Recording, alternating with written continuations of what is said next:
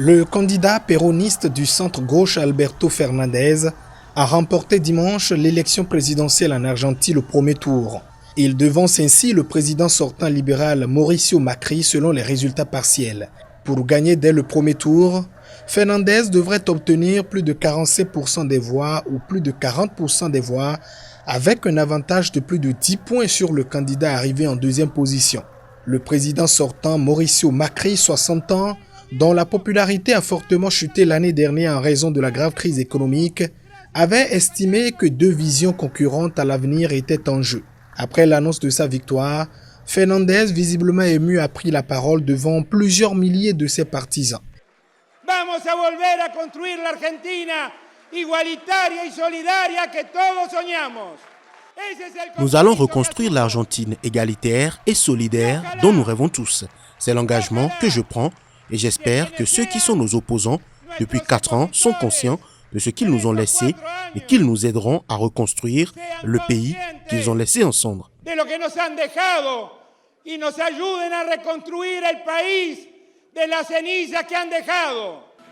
Madame Kirchner, à ses côtés, a appelé le président Macri à prendre dans les derniers jours de son mandat toutes les mesures nécessaires pour atténuer la situation dramatique de l'Argentine.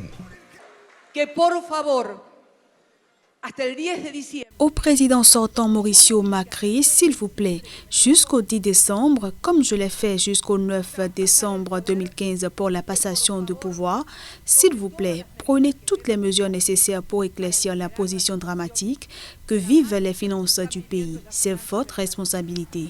Es su responsabilidad. Le président sortant a félicité Fernandez et a promis de mener une opposition saine et constructive.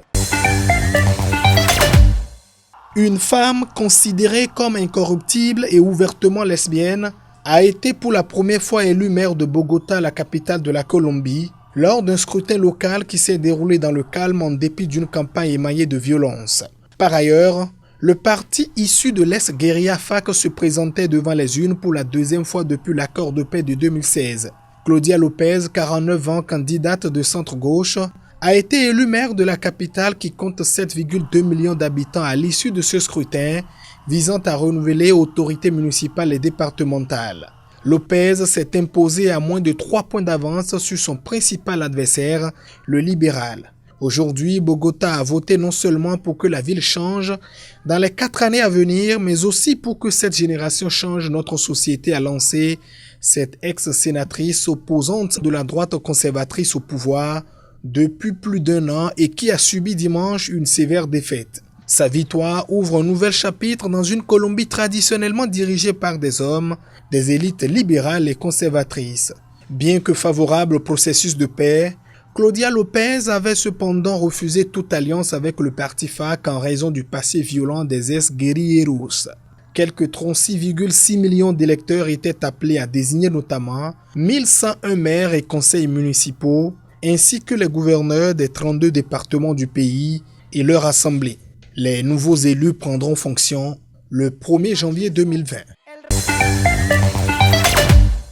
Les Toges Noires, à travers le syndicat national des magistrats, ont entamé ce dimanche une grève illimitée pour réclamer l'indépendance de la justice et l'annulation du changement d'affectation de 3000 d'entre eux. Le taux de suivi de la grève est de 96%, a précisé dans un communiqué le syndicat national des magistrats. Cette organisation regroupe le premier noyau de magistrats ayant rejoint le mouvement de contestation qui secoue le pays depuis le 22 février dernier.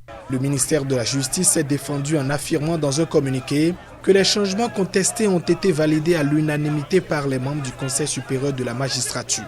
Ce conseil, qui n'a pas réagi dans l'immédiat, décide des nominations, des mutations et du déroulement de la carrière des magistrats.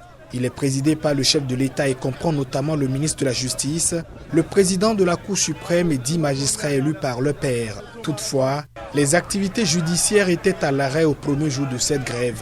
Dans la quasi-totalité des juridictions du pays, aucune audience ne s'est tenue.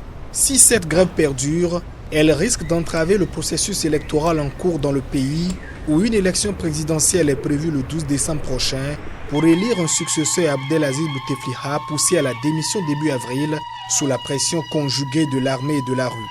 Les juges sont notamment chargés de superviser le fichier électoral et de recenser les résultats du scrutin dans chaque municipalité.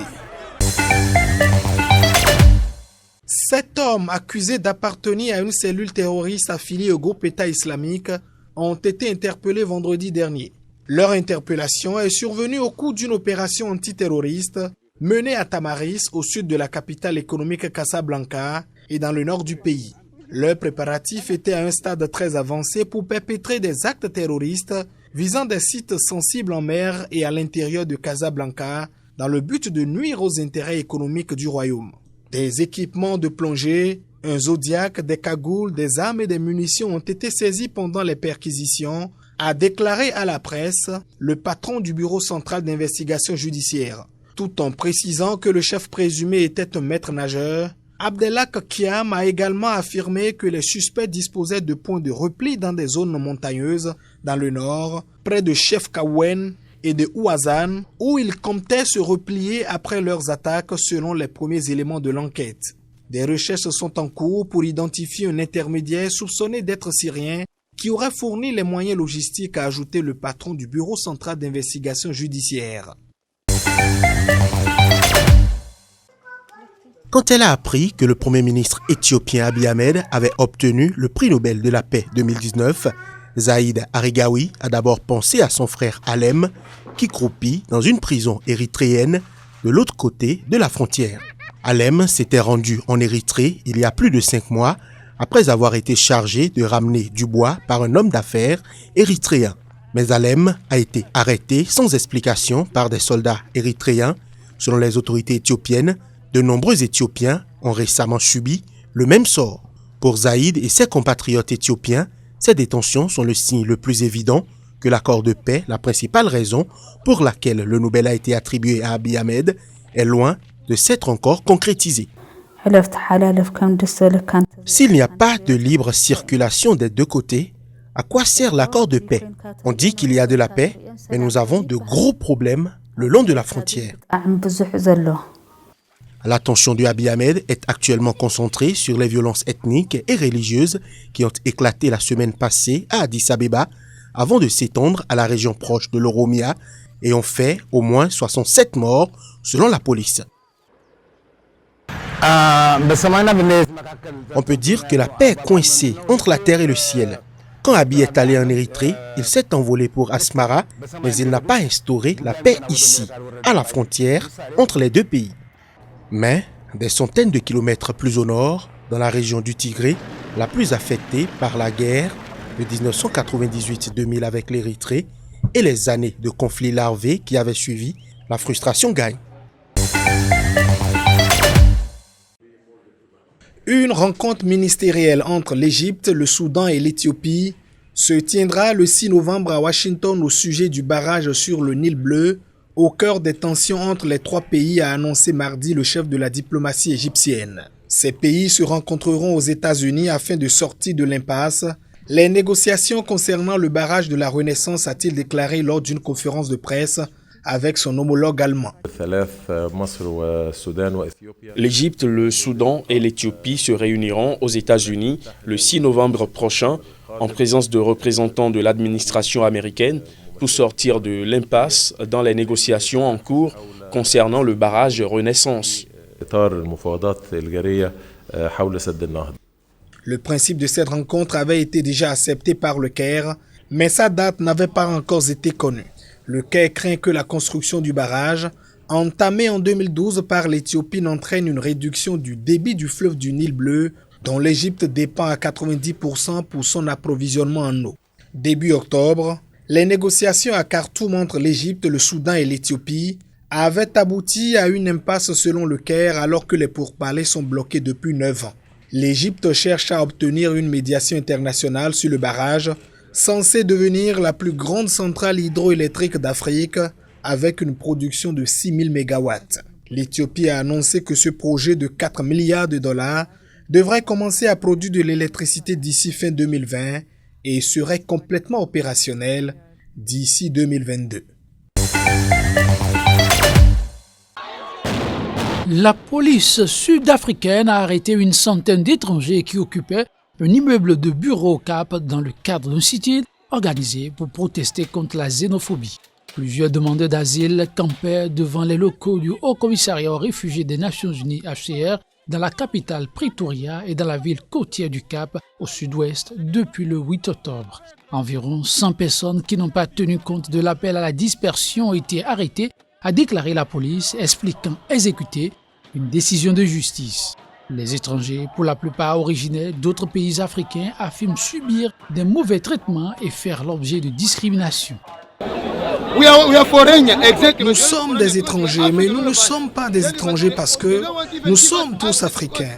Ils ne veulent pas nous donner accès. Ils oublient la période de l'apartheid.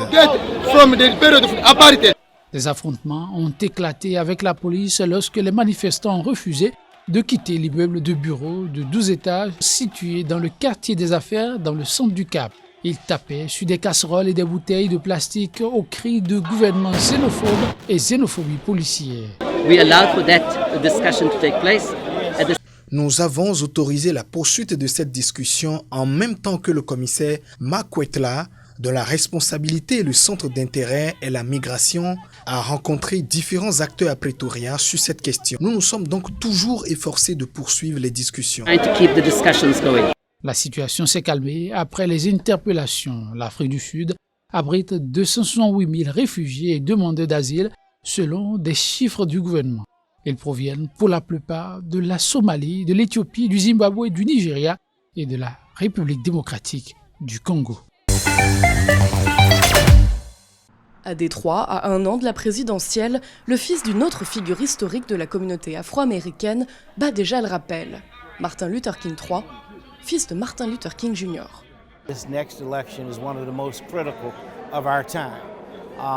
Cette prochaine élection est l'une des plus cruciales de notre époque. Je pense qu'il doit y avoir un effort pour changer de dirigeant, parce que je suis convaincu que ce pays ne va pas dans la direction qui permettra de nous rassembler pour solutionner les problèmes à venir. 80% de la population de Détroit est afro-américaine, une communauté qui vote historiquement démocrate. Mais l'abstention aux dernières élections a contribué à la victoire de Donald Trump dans le Michigan, avec moins de 11 000 votes d'avance face à sa rivale. Cette fois, selon Danielle Atkinson, les candidats doivent redonner de l'enthousiasme aux électeurs. C'est ce qui a fait défaut la dernière fois. Je pense que le vote des femmes, particulièrement celui des femmes de couleur, a été pris pour acquis et donc on ne leur a pas parlé de ces problèmes. Alors on essaie d'apprendre aux électeurs à poser les questions dont les réponses les intéressent vraiment. Détroit a dû se déclarer en faillite en 2013 et est aujourd'hui l'une des grandes villes les plus pauvres et les plus dangereuses des États-Unis. Malgré ce contexte difficile, les membres de cette association pour jeunes comptent faire retrouver aux électeurs le chemin des urnes. On comprend que tout le monde ne sait pas comment le processus politique fonctionne, et encore moins comment donner sens à ce qui est en train de se passer en ce moment. Et on constate que quand on fournit cette information, et quand on arrive à avoir une vraie conversation qui ne parle pas juste de l'élection sexy à venir, les jeunes ont plus envie de s'investir. C'est dans ce théâtre que les démocrates ont organisé l'un de leurs débats télévisés cet été. Pour l'heure, aucun parti ne domine nettement dans l'état clé du Michigan. Détroit, terre promise électorale, pourrait donc devenir un arrêt incontournable sur la route de campagne des candidats à la présidence.